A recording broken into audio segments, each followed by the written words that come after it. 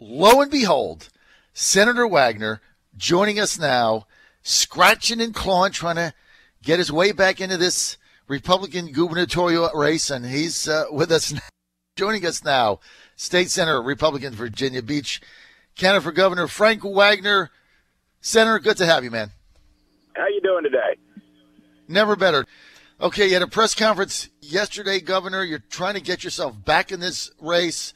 We got about 2.5 weeks. You had a press conference on your vision for technical education in Virginia. Can you share that with our audience? Sure. What we shared yesterday at a press conference and is picking up is something I've been talking about during the entire campaign, but rolled it out formally. Right now, currently in a K through 12 education, we have what we call standards of learning.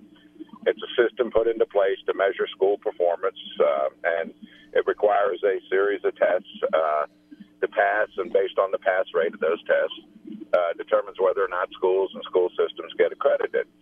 We did that at the expense of career technical education. So what I'm proposing is a second pathway for schools and school systems to reach accreditation, which is called the Standards of Achievement. And what the Standards of Achievement is a series of tests down the path of career technical education, where we know the jobs are available. Every business I've talked to, what's your number one problem? Cannot find skilled people to fill the jobs I have available today. And so this is an attempt to offer a second alternative for students and their parents to choose in career technical education. We know that's where the jobs are. We know these jobs are paying more. Many of them are paying a lot more than what a college graduate could expect to find, even if that college graduate could find a job. I think I'm the only candidate to point out how just important this is for the economy of Virginia, but more importantly, how important it is for the students all over the Commonwealth of Virginia. There are many, many students out there that would prefer to work with their hands, that enjoy that kind of thing. And I'm going to carry it the next step forward. In addition to having a second pipeline for schools and school systems to get accreditation, we're also going to we have state championships in football. We have state championships in basketball. We have state championships in debate. We even have a state championship in cheerleading. Who's the best high school welder? Who's the best high school brick mason? Who's the best high school computer coder, computer programmer? So we're going to have state championships across the board in these skilled trades. And so these kids that, achieve the best in the state will bring home trophies to their trophy case, just like the football team would, just like the basketball or debate team would. So I'm really excited, and a lot of folks are excited. To tell you the truth, it's one of those things that's moved me, propelled me through the ranks, and although it doesn't indicate on the polls, let me tell you, the people this appeals to and the people that are going to be coming out to vote are not the kind of people that anybody's polling right now. These are the people that own these companies. These are the people that work for these companies. And just the reception I have as I go around the state and visit different factories has been overwhelming. Senator, I got to tell you, I love this idea. So we have SOL, Standards of Learning, and you want to create SOA, Standards of Achievement. And the Standards of Achievement pathway is to appeal to high school students that don't necessarily see themselves going for a 4-year college degree and would prefer to get into a trade and be a craftsman. And then, so you have Standards of Achievement, and that test is for something else. It's for a particular craft. And then The other thing I like about it is the championships, like, the championship pipe fitter, the championship welder. Those of us whose parents like mine came from blue-collar union environment. My father was a craftsman. He was a pressman. He was proud of his trade. My father-in-law just passed away recently, was a pipe fitter, card-carrying union pipe fitter. And he was very proud of his craft. He fitted pipes. It was like a big deal. And so this idea, I can't believe it hasn't been implemented.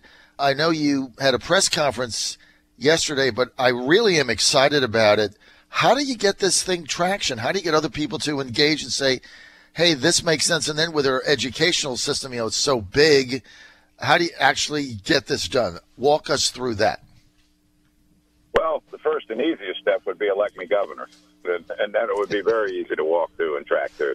Listen, I got a shelf full of awards as Career Technical Education Legislator of the Year award. This is not something knew I dreamed up during this campaign. This is something I've been pushing forward for, quite frankly, 10 or 12 years now. And people keep saying, well, why is it you want to run for governor? It's because I've been pushing 10 or 12, years on this program, moving the football forward, 5 yards, 3 yards, 2 yards. And you know what? It's so badly needed. And it's what students need. It's what parents need. It's what businesses need. That I'm saying, look, I'm going to run for governor. There's 2 and 3 yard gains, and there are significant progress. I mean, we have a New Horizons on the peninsula here in Hampton Roads that 4 school systems contribute into on the peninsula that does offer the trades and skill sets. What we haven't done is formalize it.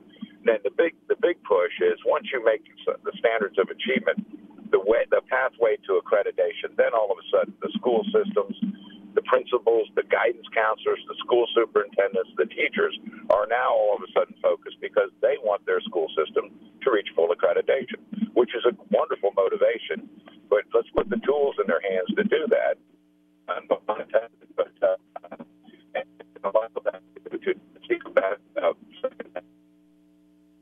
This is good for the students. This is, to open up these opportunities. And for somehow, we have a society now that looks at those that work with their hands as somehow second-class citizens. Yes. And nothing could be further from the truth. I mean, remember, John, I wore a hard hat all my life. I've worked in shipyards. Yes. I've worked around ship fitters, pipe fitters, welders, machinists, people who do what I can't do. I have the deepest respect and admiration for these people. And to tell you that we need more of them.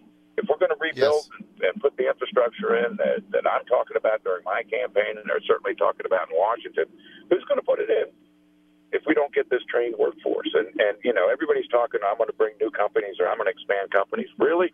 Who's going to fill those jobs? There are tens of thousands of jobs available today in Virginia, high-paying jobs going unfulfilled because people cannot find the skilled workforce. It is a huge problem and one that needs to be resolved. And I want to see Virginia propel itself to number 1, where 49 other states are going, wow, what happened here in Virginia? We need to replicate this program. We need to get on with the program. And I get so excited about it. And, Bob McDonald told me when I first started running for governor, you better have something that motivates you every morning to get you out of bed, because there's going to be days you just don't want to campaign. And you know what it is? It's that career technical education. The good I think that we can do on behalf of so many people around the Commonwealth of Virginia, and the good we can do on behalf of the businesses that could grow, could just grow within their core business if they just had the skilled workforce. I just talked to someone last night. He said, I need 22 electricians. Can't find them just to get the work done. So, John, it's a problem all over the state. Well, it is, and it also speaks to a tremendous opportunity for young people in learning a craft. And I love what you said also, Senator Wagner, about giving honor and legitimacy to the trades and to a craft. My mother, who is in her late 80s, and she's been a barber her whole life. From the time she's 18, she just retired when she was in her mid-80s. So basically for almost 70 years, she was a barber. And my mother took tremendous pride in her craft and her trade. And that barber license that she had was a big deal to her. And, when I grew up, she was a barber, and to her, that was a very honorable profession that she had. Somewhere along the line, Senator Wagner, we've lost that in America. I don't know how it happened or why it happened, but those of us older like me that grew up in households whose both parents were craftspeople, that's changed now. And to have that trade, to have that craft that you can make a good living at and support your families, I think it's not only getting the jobs, but it has to be a new attitude towards that. And I think that's what you're trying to do with your championships and the kind of the SOA, and so that it's not just, well, I'm relegated to that because I don't want to go to college. Am I making any sense at all? Yeah, and I think I hit it on the head, John. And let me give you 2 examples very, very close to home for me. One, my brother, his son graduates from ODU and with a degree and that did not lead to employment on the back end, which way too many students are graduating with right now. And so he comes back home, and my brother calls me 4 or 5 months later and says, "Hey, you got to find your nephew a job." And I told my brother, "What do I look like? A job placement agency?" So I started calling around a little bit, and I said, well, look, Newport News Shipbuilding is taking applications for their apprentice school. Why don't you have them apply to the apprentice school at Newport News Shipbuilding? Well, my nephew is now in his fourth year of the Newport News apprentice school program. He basically, 4 years at ODU didn't do him much good, but in his fourth year, and he'll be a shipbuilder probably for the rest of his career, and good on him. And then I have a daughter who is getting married this August, and her fiance is a welder. He welded up in Richmond, and he started moonlighting a little bit. And as he's moonlighting, he realized he's making more money moonlighting than he was working during his day job. So he quit, started his own company. And anytime somebody's marrying one of your daughters, you have this, well, how you doing? How's it going? Kind of, worry that he's going to be able to take care of your daughter. And he's telling me, well, I had a sewer line that connects my house to the street thing, and it collapsed in my front yard, and I had to hire somebody to come in and dig it up and replace the line. It cost $5,000, and I'm going, whoa. He goes, that's all right. That's what I made last week. So that'll give you a clue for some of these entrepreneurs that with a technical background, they go out and start working on their own, and look what happens. And he's now hired his first assistant. So another business has started in Virginia, and it started with somebody with a solid technical background. And just because you go down the standards of achievement route doesn't necessarily mean you're not going to college. I mean, you might well go to college or community college to further a course of studies in engineering, or further a course of studies in computer science, or further a course of studies in the healthcare industry. So you see, standards of achievement ought to include healthcare. There's many, many jobs in the healthcare industry that do not require a college diploma. And those that pursue it, and I've seen many of them that start down, say, a nurse's assistant or this or that, and then they, as the years go by, they qualify these courses, and then eventually they become a registered nurse, and then, move on from there. But there's just, the opportunities are there, but for some reason, we've got a whole generation of parents that think their kids have to go to college, and then wondering why their kids are coming home with student loans, $30,000, $40,000, and moving back into their bedroom, and can't find a job. And well, it's hurting the economy, and quite frankly, it's hurting the students. It gives a lot more opportunity and choice to people out there. A couple of texts I want to read. Sean in Newport News says, I love Frank Wagner's SOA, Standards of Achievement. It will truly set our kids up for success. My wife and I are voting for him in Virginia. And see, I've also got one from Corey in Danville, who says that SOA from Wagner, that's the best idea that I've heard. People should be taught that they have every right to have pride in a trade just as much as someone with a degree.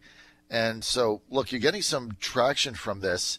And I had the honor of being the MC on Saturday night for the annual convention in Virginia for the linemen. Frank, these are the people that work on power lines from the various electric companies. And, a lineman is a very serious trade. And what they were telling me is they have a shortage of young linemen coming into the business. And they've started a college on the south side of Virginia. They've partnered with a community college where they've got housing and everything, where you go into a 13-week program and you train to become a lineman, and then you become an apprentice. And, this is a trade that, people make with overtime well over $100,000.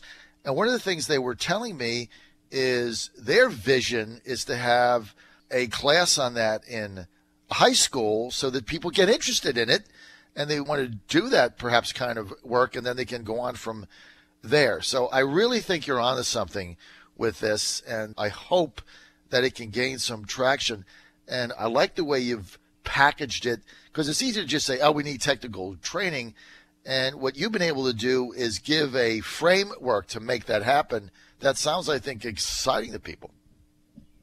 And I think it does, John. But more importantly, that part of that framework is it motivates the infrastructure, the education infrastructure, the school superintendent, the principal, the guidance counselors, because they want accreditation for their schools and school systems. So this is another pathway for a school and a school system to get accreditation.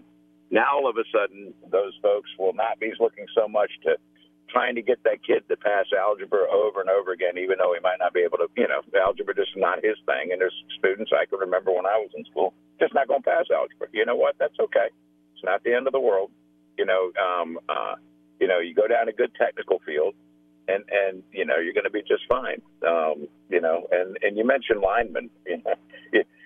It's one of those things that you just drive past, you take for granted right up until the next hurricane, and all of a sudden there's no power, and it's these linemen out there coming out in all kinds of weather and all conditions. They're the ones that rehook up the power. Obviously, it's a very dangerous job. You're up in the air. There's a whole lot of voltage running through live wires, and requires a skill set and training, but absolutely essential.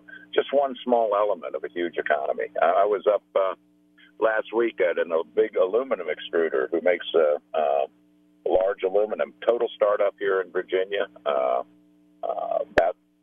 200-300 employees, needs another 50. Can't find them. It's the same thing. I was in Giles County. There's a gentleman running broadband fiber optic out in Giles County. It's a little small company. I had dinner with him. I said, "What's your biggest problem?" He said, "I need 6 more technicians to run fiber optic." I was up in Ashburn, Virginia, very near Dulles Airport, with a company that hangs the glass on buildings and does the custom glass that you see on the exterior of these high rises and buildings. He did all the glass work for the Slover Library. I said, "What's your problem?" He said, "I could double my business with the existing customer base I had if I just had qualified people." And it goes on and on and on, John. Right. Everywhere you go across the state, it's such a huge problem, and it's so damn obvious to people. And this is big. This is a big idea. That you get me in the governor's office, and I'll tell you, first session, we're going to put into place standards of accreditation. We're going to require the State Department of Education to put the programs together. We're going to ask the businesses. We're going to ask these government labs, Norfolk Naval Shipyard. We're going to ask all the big employers around the state to participate, and help us structure that program. And then we're going to give different regions have different technical needs. And so we're going to be, set up a program such that they can kind of tailor the program to the special needs. Obviously, in our area, there's a huge ship repair, shipbuilding base. We need to set up a program that kind of beats that pipeline. This is a big idea, Senator. All over the state is different. So this is a big idea, Frank. There's no question. This is probably one of the biggest, best ideas that I've heard that's real in some time for a politician like yourself, but it's a big idea. And by the way, the college I talked about for linemen is Blackstone Southside Community College, just to get that. Lance in Chesapeake says, "I've been working on my parents' ship." Great idea from Wagner. Laura says, "Senator Wagner makes sense. A family," this is Laura in Chesapeake, says, "Senator Wagner makes sense. A family member only charged us $150 and dinner to replace our sewer line. We're lucky to have a plumber in the family. That is another great forgotten trade, plumbers." Chris Saxman, former House of Delegates member, texts in and says, "Great idea from Frank." Frank, I'm getting so many texts here, I can't keep up with them all. I think you're onto something. And then Chris in Chesapeake says, "Tell Frank he needs to link that idea with minority hiring." I think you might have opened up something for everybody to talk about. I'm going to tell you that next week, every gubernatorial candidate I get on the air, both sides of the aisle, I'm going to ask them to respond to this idea. I think you're onto something. It's big, and it's a bold idea, and it makes a lot of sense, Frank. A lot of sense. It's something that, look, I've been preaching this, and saying this in every candidate's forum and every speech that I've given for the last 3 months. And let me tell you, when I give that speech, what you don't see that I see from the person up on the stage is the head nods. And the head nodding is just overwhelming when I see that. In fact, I was up last Sunday, and this is not the hotbed of conservative thinking. It was at a synagogue. There were probably 300 primarily Jewish folks out there. And, it was all candidates, Democrats and Republicans were invited. Of course, Gillespie didn't show up because he doesn't show up anywhere. He's gone into hiding. But the other candidates were there. But I spoke, and I started in the career technical education. And here's a crowd, this is the Inside the Beltway group, and every head was nodding like, yep, that's exactly what we need. And it is so obvious we have just got to push the bureaucracy in Richmond over the top. You put me in the governor's mansion, and that's not going to be an issue. You're either part of the solution or you're out of there.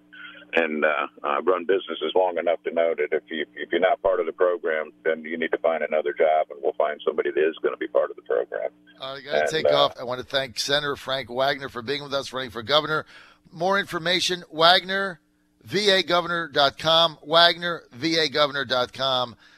Frank, always a pleasure to have you on. Love your idea, man. I love your idea. So do our listeners. I got people that are calling you now. We'll get to them when we get back from bottom of the hour. Frank Wagner, have a super Memorial Day weekend with your family. Tell Lucille I said hi. We will see you next week. You're on the John Fredericks Radio Network, Trucking the Truth.